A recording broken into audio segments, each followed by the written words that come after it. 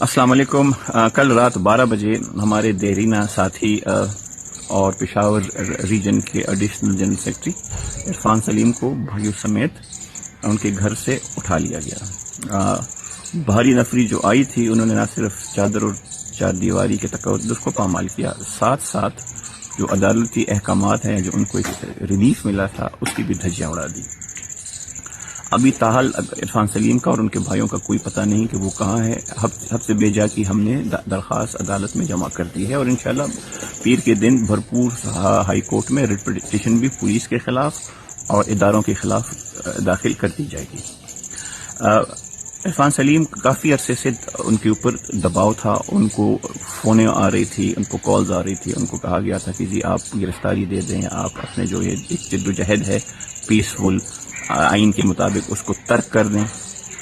یہاں تک ہوا کہ ان کے جو بیٹے ہیں اسکول جاتے ہوئے ان کی تصویر ان کو بھیجی گئی پریشر ڈالنے کے لیے، کچھ ایسے اور کام کیے جو کہ انتہائی گرے ہوئے اور گھٹیا حرکات تھی جو میں بیان نہیں کرنا چاہتا۔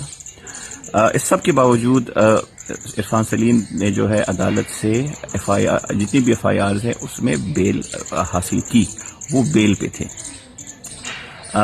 ایسے حالات میں جو ہے ہم یہ مطالبہ کرتے ہیں عدالت سے کہ وہ اپنے ریٹ کو بحال کریں، اپنے تقدس کو بحال کریں اور اپنے احکامات پہ عمل جو ہے وہ امپلیمنٹیشن کروائیں۔ اگر ایسا نہیں ہوگا تو لوگوں کا مزید عدالتوں سے اعتبار اٹھ جائے گا اور یہ اس ملک کے لیے اچھا نہیں ہوگا۔